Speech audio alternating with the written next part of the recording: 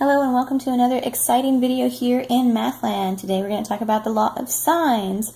So when we have an oblique triangle, meaning it's not a right triangle, it has different angles all around, we can't use the Pythagorean theorem. That's only used on right triangles.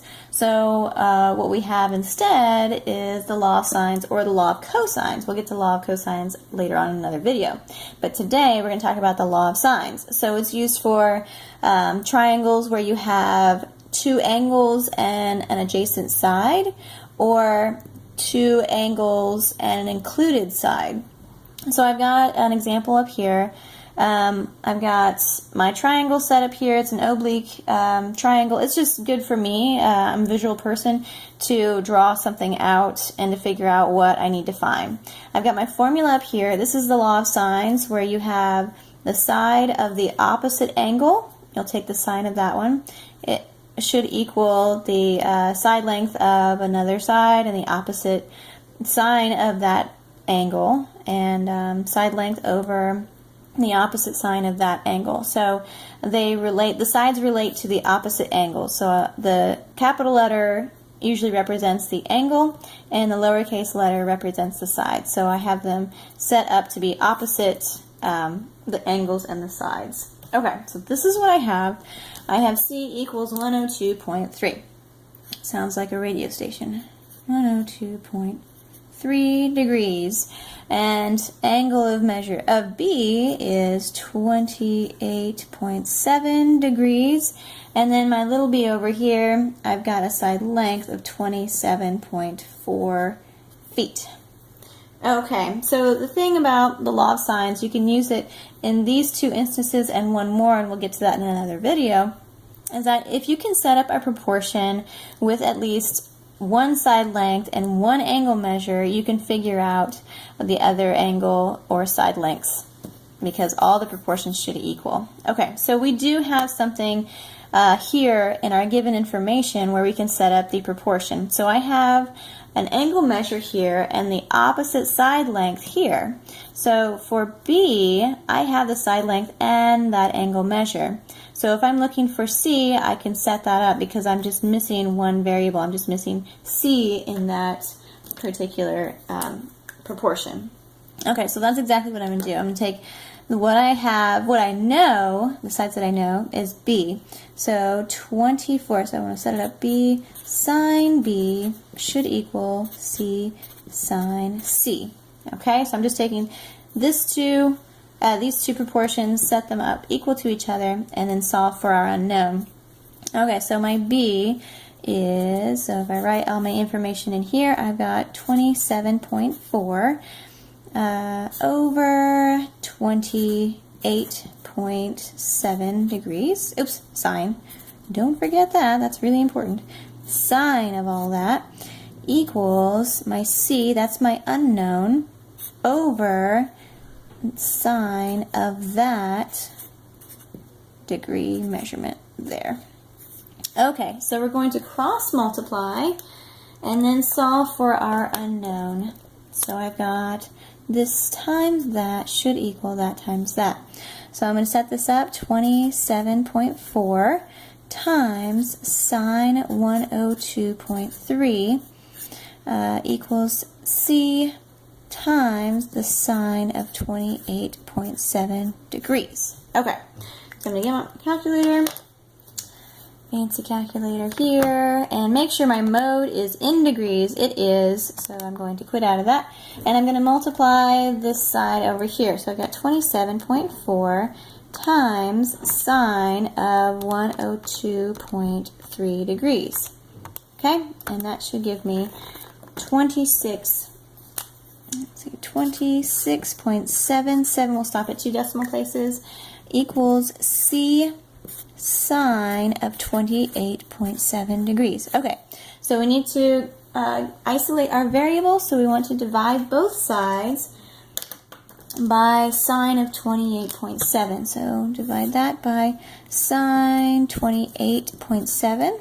Divide this by sine 28.7 degrees. Okay, so those two will cancel out, and then hopefully I'll get an answer here. Okay, so I've got 26.77 divided by sine 28.7 degrees, and I've got 55.74. So 55.74, and C is a side length, so 55.74 feet.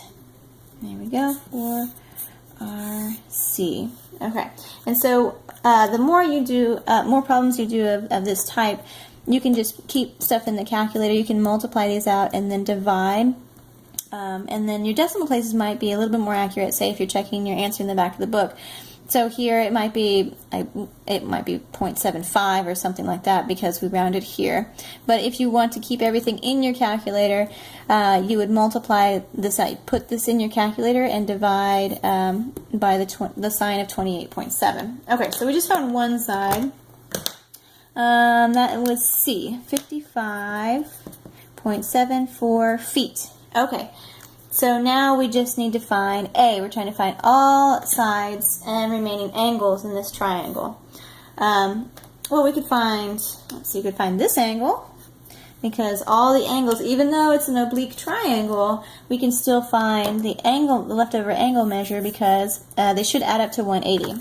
So we're going to subtract those angle measures that we are given from 180. So minus 28.7. Okay, so I'm just taking 180 and subtracting the two given angle measures, and that is actually just 49 degrees. That's nice. Oh, this is a new one, so put it in a different color. 49 degrees. Okay, so now I can also set up another proportion. Oops. To find my A right here. So now that I have that degree measurement, I can set that proportion up. So I've got the A's from my formula here. A is my unknown. I need to find that and put that over sine of 49 degrees. And that should equal, we'll just go in order of this formula. For B, my side length was 27.4 over 28.7, oops, sine of 28.7. Okay, so I'm going to multiply those out. So let's see. If I cross multiply here, I've got A should equal 27.4 times sine of 49, and then I'm going to divide by the 28 point, sine of 28.7 degrees. There we go. Okay, so I'm going to put this in the calculator like I just told you, that you can keep it all in your calculator, and hopefully you'll get a more accurate answer there, just in case you're checking in the back and it's slightly off. Okay, so put this all in the calculator the way it is, 27.4. I'm going to open parentheses because I have multiple things going on here in the numerator. So 27.4 was my side length, and I'm going to multiply that by sine of 49. Close all those parentheses, make sure you got all of them there, 1, 2, 3 facing that way, and 1, 2, 3 facing that way. Divide by sine of 28.7 degrees. Close those parentheses, close the other parentheses, and that's it, 43.06. 43.06, and that's feet. It's a side length, it's a lowercase letter, 43.06 feet.